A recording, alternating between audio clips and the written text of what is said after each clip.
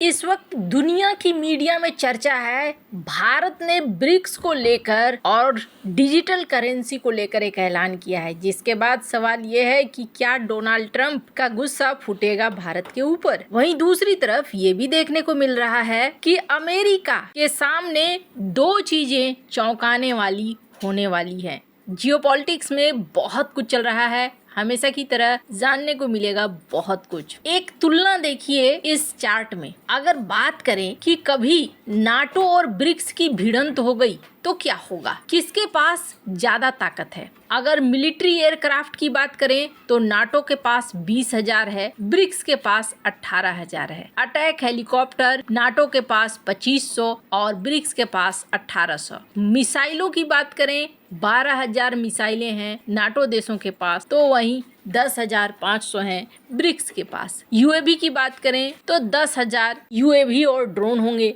तो वहीं ब्रिक्स के पास 8,000। टैंक 14,000, तो यहाँ टैंक की संख्या ज्यादा है 25,000। सबमरीन से 144, तो यहाँ सबमरीन की संख्या ज्यादा है 150। न्यूक्लियर वॉरहेड 6,000, तो यहाँ पर 8,500। और एक्टिव सेना की बात करें तो 34 लाख और यहाँ पर है 60 लाख। डिफेंस बजट नाटो का ज्यादा है 1.3 ट्रिलियन, तो ब्रिक्स का है 900 बिलियन। ये ब्रिक्स के देश और नाटो के देश की ताकत है। नाटो में चूंकि 32 मेंबर हैं और ये क्षमता इससे कहीं ज्यादा भी हो सकती है। फिलहाल ये तुलना है, लेकिन क्या हो कि अगर यूरोप ब्रिक्स में आ जाए। अभी का माहौल तो कुछ ऐसा ही बन रहा है। हाल ही में फ्रांस के राष्ट्रपति मैक्रोन ने कुछ इसी तरीके का संदेश दिया, जिसमें ये देखने को मिला कि वो चाहते हैं कि G7 के देश ब्रिक्स के साथ तालमेल बढ़ाएं और ब्रिक्स G7 के साथ तालमेल बढ़ाए, एक दूसरे को दुश्मन न समझे। पर क्या अमेरिका इस चीज को मान्यता देगा? अभी एक ड्रिल हुई थी इस युद्धाभ्यास में, साउथ अफ्रीका में ब्रिक्स देश शामिल हुए, जिसमें ईरान भी शामिल हुआ था। भारत और ब्राजील दो देश थे जो इसमें शामिल नहीं हुए। हालांकि आपको बता दूं, ब्रिक्स की जो ये ड्रिल हुई, ये ड्रिल काफी पहले से भी हो रही है, साल 2023 से हो रही है, लेकिन भारत इसमें शामिल नहीं हुआ है। पहले इसका नाम मोशी हुआ करता था, मोशी 1, 2 और ये तीसरा था, लेकिन भारत पहले भी इसमें शामिल नहीं हुआ था। ब्राजील पहले भी इसमें शामिल नहीं हुआ था, इस बार भी शामिल नहीं हुआ। पहले तो किसी तरीके के कोई कमेंट नहीं आते थे, लेकिन इस बार अमेरिका ने इसको लेकर कमेंट दिया और इन्होंने साउथ अफ्रीका को कहा कि आप जो कर रहे हैं आप गलत कर रहे हैं, आपने ये ड्रिल का आयोजन किया ही क्यों। साउथ अफ्रीका के साथ अभी डोनाल्ड ट्रंप के एक अलग लेवल के पंगे चल रहे हैं और G20 की इस बार की अध्यक्षता अमेरिका कर रहा है, जिसमें अमेरिका ने साउथ अफ्रीका को न्योता नहीं दिया है। ये लड़ाई अभी चल ही रही है और इसको लेकर ये भी देखने को मिला था, जब साउथ अफ्रीका में G20 हुआ था तो डोनाल्ड ट्रंप ने लास्ट में अपने प्रतिनिधि भेजने की भी सोची, तो ऐसा लगता है जैसे साउथ अफ्रीका ने भाव नहीं दिया था और उस समय बड़ी बेइज्जती हुई थी। अब ऐसे में साउथ अफ्रीका के खिलाफ तो पहले से ही ट्रंप के मन में खुंदस है और ये जो ड्रिल आयोजित कर लिया इसने, इसकी वजह से और भी ज्यादा टेंशन बढ़ गया और इन्होंने वार्निंग भी दे दी। ब्रिक्स को लेकर अमेरिका के मन में एक खासा डर है और वो डर क्या है? वो डर ये है कि ब्रिक्स डॉलर को रिप्लेस करने की सोच सकते हैं और अगर ऐसा होता है तो एक नई व्यवस्था बन जाएगी और नई व्यवस्था बन गई यानी डॉलर हमारे हाथ से चला गया। डॉलर के जाने से अमेरिका बहुत डरता है। डॉलर उसके लिए एक बहुत बड़ी शक्ति है और इतिहास में बहुत सारे उदाहरण हैं, इराक हो, लीबिया हो, ये वो उदाहरण है कि डॉलर के लिए अमेरिका कहां तक जा सकता है, क्या कर सकता है। अब इस क्रम में एक बड़ी चीज देखने को मिल रही है कि ईरान को जब WEF में न्योता दिया गया तो अमेरिका के कई अखबार और कथित तौर पर कुछ अधिकारियों ने ये कहना शुरू कर दिया कि ईरान के फॉरेन मिनिस्टर के हाथ खून से रंगे हुए हैं, उनके देश के अंदर नरसंहार हो रहा है,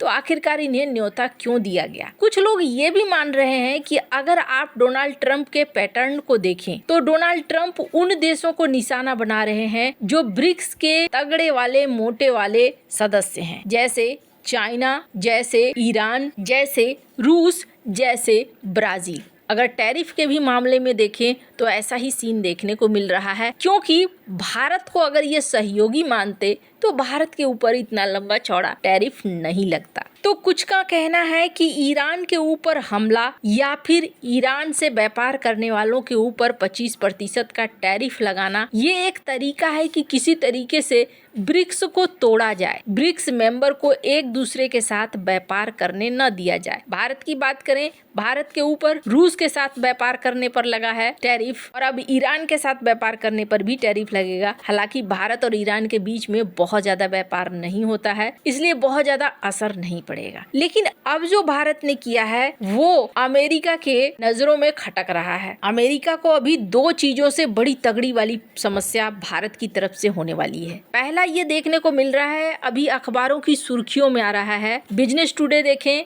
ये कह रहा है कि आरबीआई एक प्लान को पुश कर रहा है जिसमें ब्रिक्स के अंदर डिजिटल करेंसी को जोड़ा जाएगा। अब यही रॉयटर्स की खबर को देखें, रॉयटर्स ने भी इसे बड़े जोर शोर से छापा है कि भारत यहाँ पर एक सेंट्रल बैंक, भारत यहाँ पर कुछ बड़ा कर रहा है। इन्होंने इसे तो एकदम ब्रेकिंग की तहत दिखलाया है, जिसमें ये कह रहे हैं कि सेंट्रल बैंक प्रस्ताव ला रहा है ब्रिक्स डिजिटल करेंसी को जोड़ने का।